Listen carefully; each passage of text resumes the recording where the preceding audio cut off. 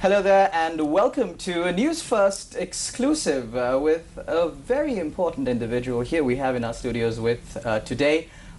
Without further ado, let's get to knowing our guest for today, Mr. Sajeev Rajaputhra. He's an entrepreneur and the owner of the company SAS3, which is spelled SAS3. Hello, Rajiv, and welcome to the show. Thank you very much. First, on the onset of the program, let me say that your company has a really, really creative name. Who came up with it? I did. You did? I did. I was you take the credit for all of it. I do. Hey, you know, I was a huge Tupac fan back in the day, and that's kind of where I came up with the name. You know, SAS3, the surname going into SAS3. Yeah. Sajeev, the thing about your company, it's not just the name that's eye-catching and interesting. It's how you got there. You're a Sri Lankan. Yes. You worked in Japan. Yes. You live in Japan currently, and you own a vehicle exporting business. Yes.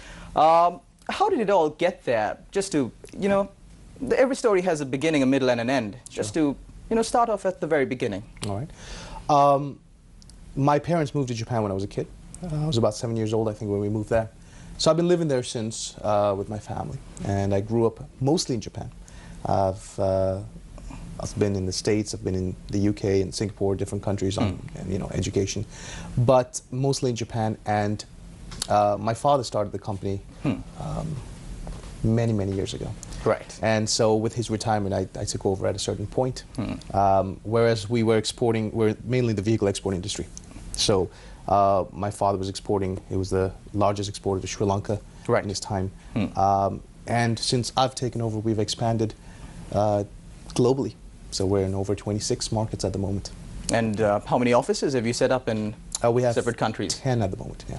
10 at the moment. Yeah. So business is going well, but just for the viewers out there to take a piece from your book, you are highly qualified in the educational aspect. You have 4 degrees with you, I believe? Correct, yeah. So in your life, how far have these degrees helped you, and how do you think that these degrees go along with the experience that you've gathered in this industry? Well, education has a very important role. It's a very important role, because without it, what's going to happen is we're going to continue to reinvent the wheel, and we're going to continue to discover fire, right? Right. So education has a role in the extent that Isaac Newton said it had a role. If I saw beyond more than others, it's because I stood on the shoulders of giants. Right. Right?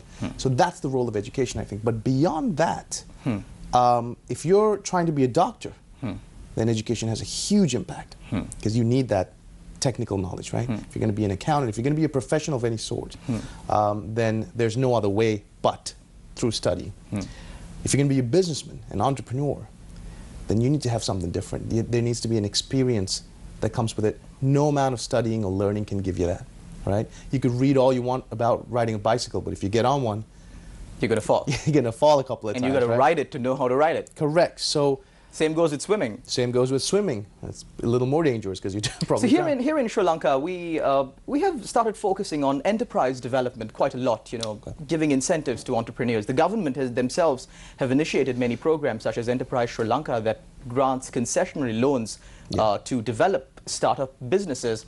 You are a successful entrepreneur. What is your advice to all of those entrepreneur hopefuls out there?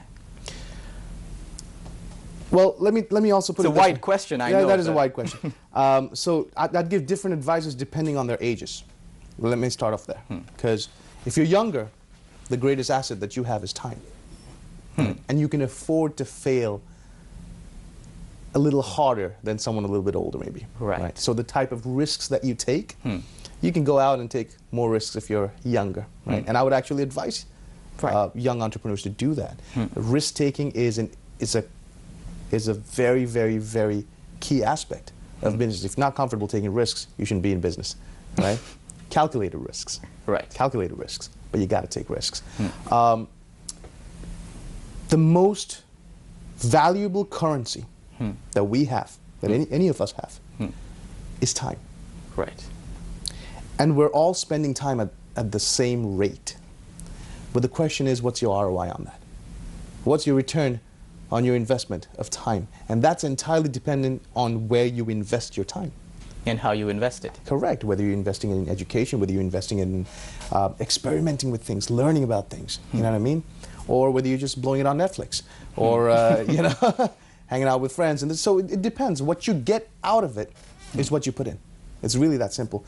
So for young entrepreneurs out there, I think that's great. I think we need more entrepreneurs in this country. Right. Because business, small businesses, small to medium businesses are the backbone of any country. It really is, right?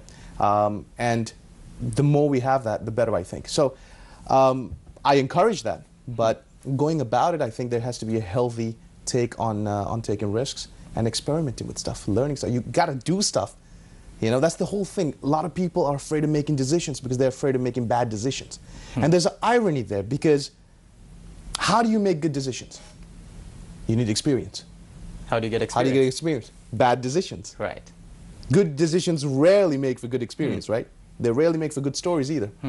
But bad decisions are the ones that give you good experience. So I would encourage people to go out and try this stuff. Don't be afraid. As long as your failure isn't going to kick you out of the game, it's okay. Right. But we speak a lot about, you know, enterprise development, startup businesses. Yep. There is a bit of glamorization of entrepreneurship. Do you believe that's a good thing? Glamorization of entrepreneurship. Are you talking about the entrepreneurship on Instagram with the Rolls Royce in the background and the private jet? That is not what I'm talking about when I say entrepreneur. I'm talking about 18-hour days. Right. All right? I'm talking about 7 days a week. I'm talking about rarely getting to see your kids because the picture on the minds of people when you speak about an entrepreneur or entrepreneurship is, you know, big house, 5 to 6 cars, you know, luxurious lifestyle. Yeah. A night in the Hamptons, maybe. Right. All right. Yeah, that is so not what I'm talking about. Real entrepreneurship is very different. Right. And somebody in it for real will tell you that. It's hard work. It's a lot of work. It's a lot of commitment. Right. And forget about your personal life. The greatest challenge that we have is balancing that out, right, with your family life. And that's it's very difficult when your kids are growing up and you don't want to miss any of that stuff as well. I'm not saying make every recital, right? Not every piano recital, you don't need to be there for everything and every carnival, but you got to make that time for your family as well. That's really important. But when you're going into entrepreneurship, you got to go, forget this glamorous stuff. If you're going in for the glamour, you failed already. Right. It's over.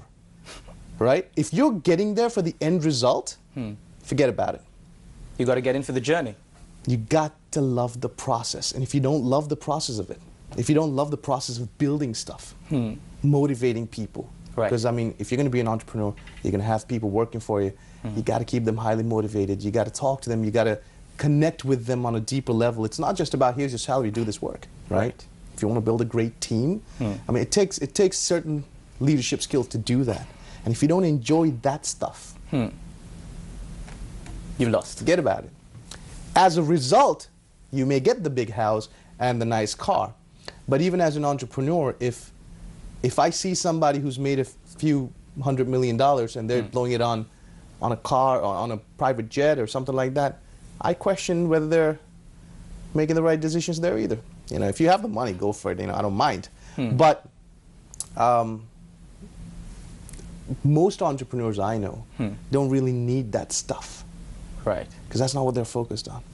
They may have a nice car, they may have but that's far less than they're worth.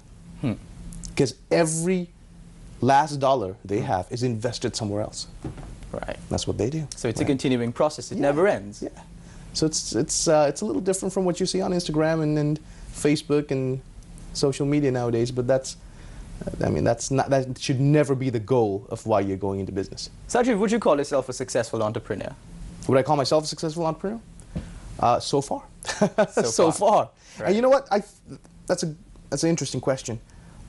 Let's say if any of my businesses failed tomorrow, does that make me a failure as an entrepreneur? Does it? No, I don't think so. Because being an entrepreneur, like I said, is not just about, hey, I built 5 successful businesses and this one flopped. And it's not just about the end result. Again, that's a process. If you're an entrepreneur, right? It's something that's in your DNA.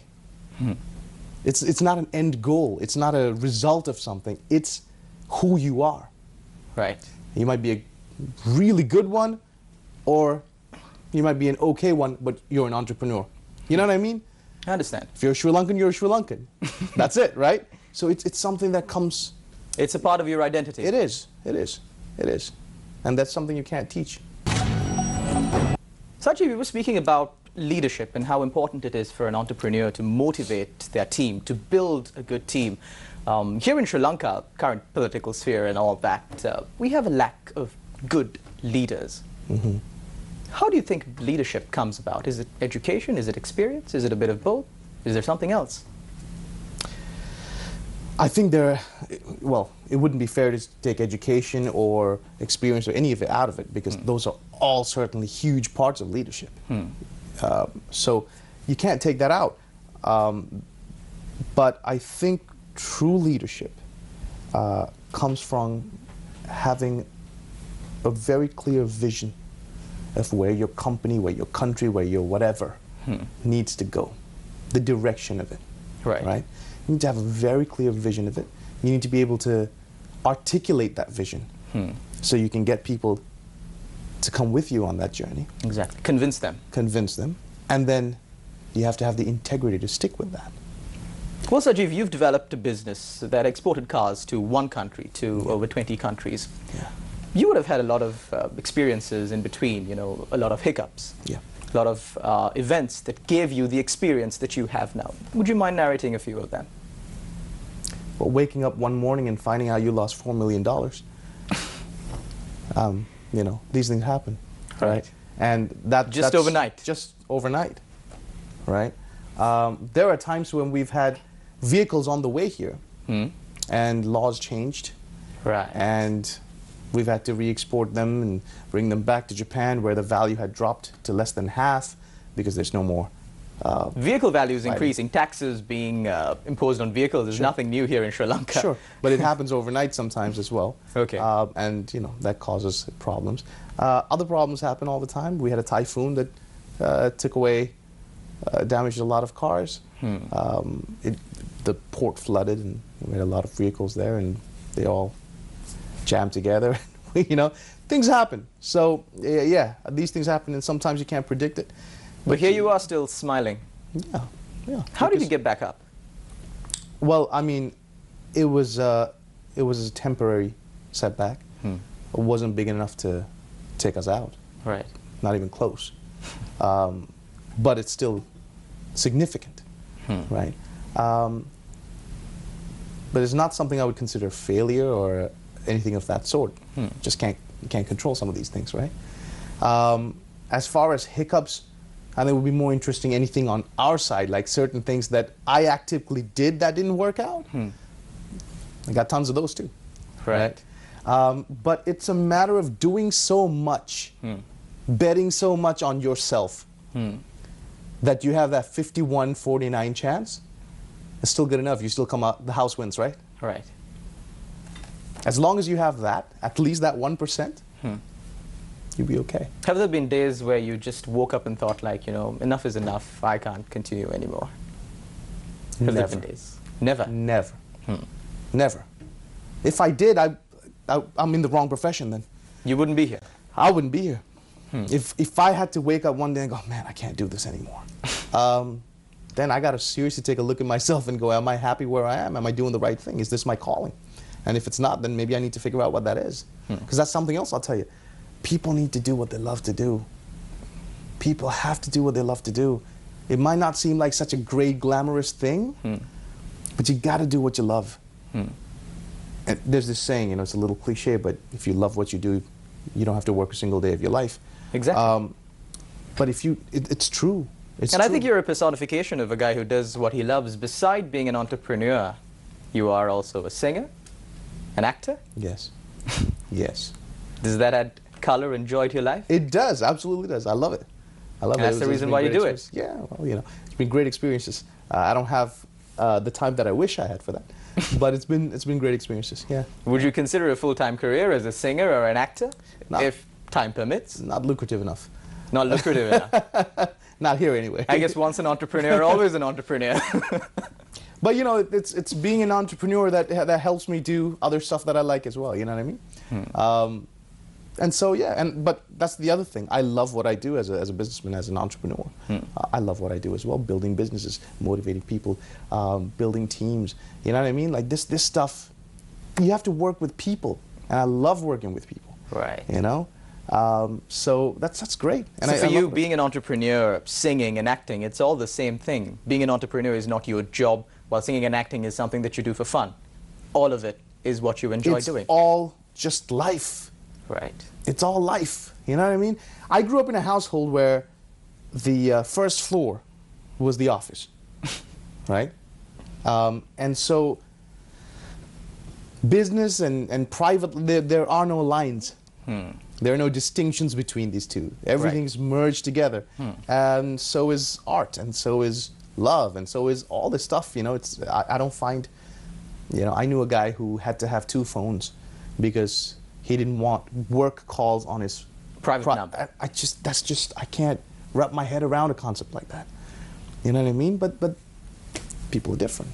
And Sajeev, you were speaking about leadership. You also spoke about education. yes. How much of a vital role do you think work ethic plays in being an entrepreneur?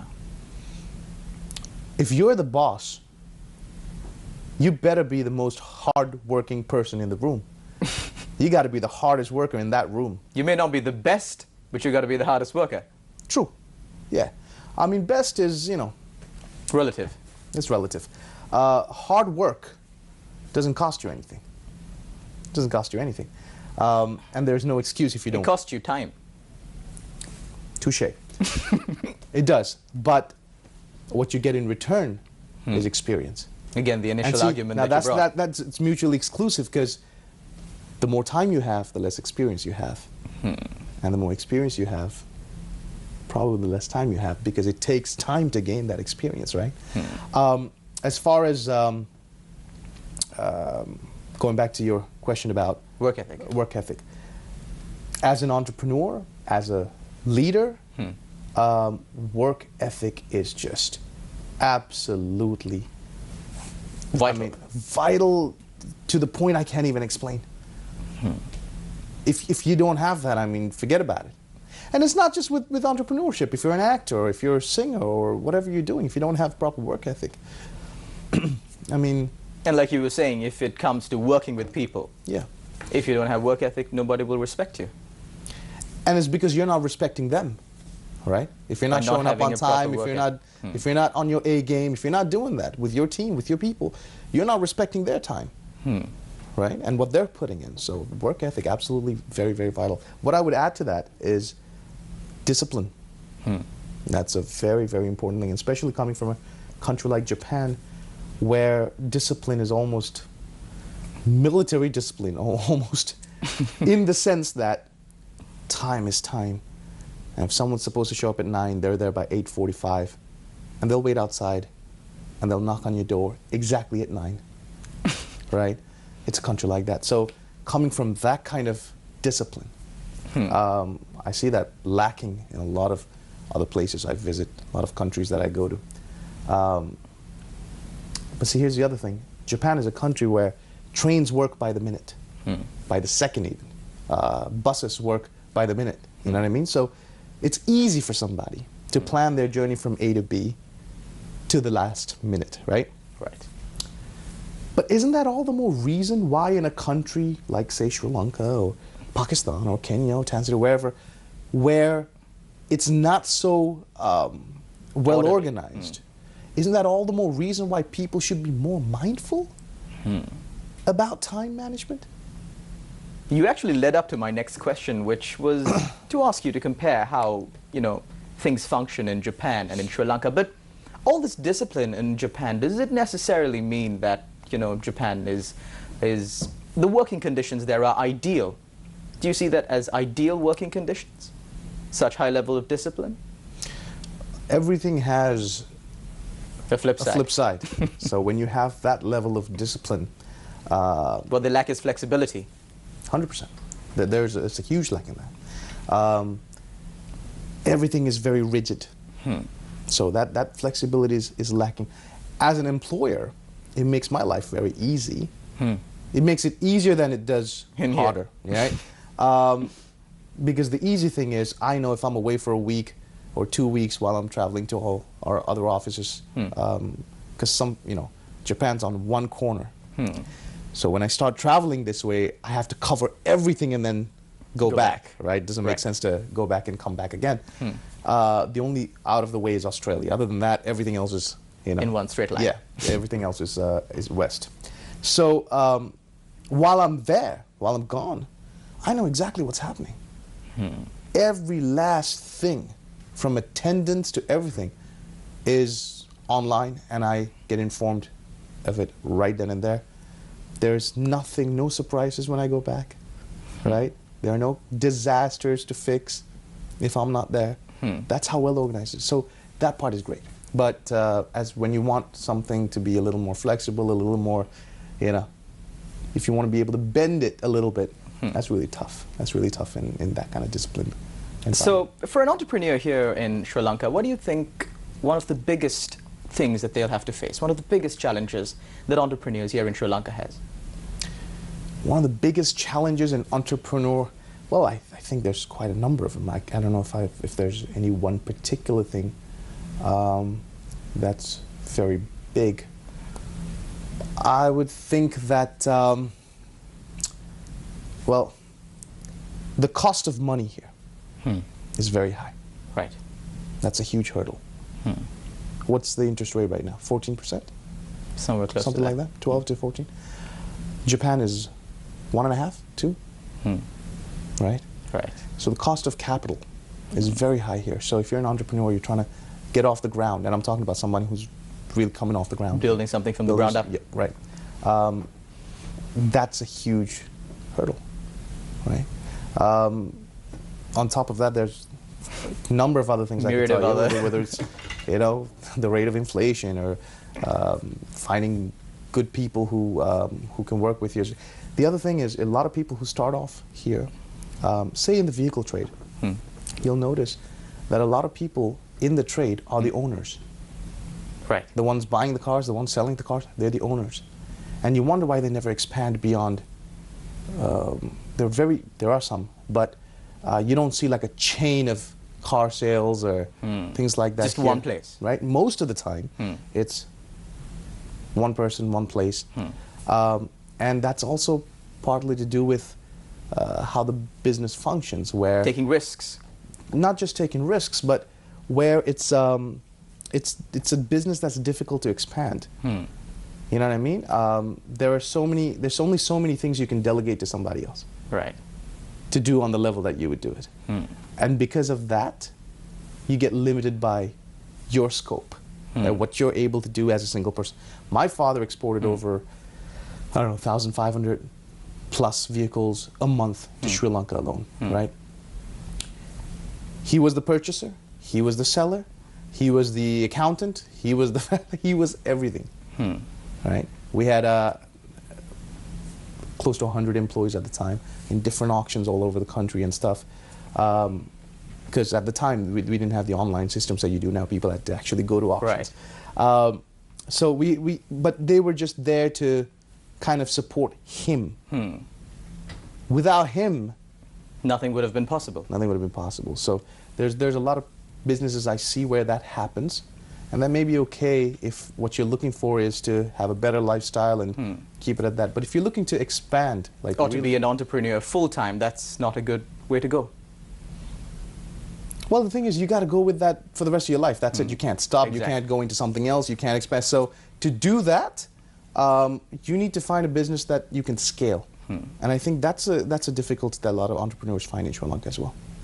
Sajeev, we could continue to speak for quite a long time, yes. But as I told you before, we've only got just a limited time span. And as I promised you, I believe the time just flew by, right? It did indeed. We were just getting into appetizers here, right? Exactly. And thank you very much, Sajeev, for joining us on our show and giving a pointer to possible entrepreneurs here in Sri Lanka on how he himself built his business and how he became so successful. Hope you find these instructions useful, and hope that this your time that you spent watching this interview will serve you well in the future. Thank you very much, Sajeev, for joining us on our show. Thank you very much to all our viewers out there for tuning in. Until next time, take care and God bless.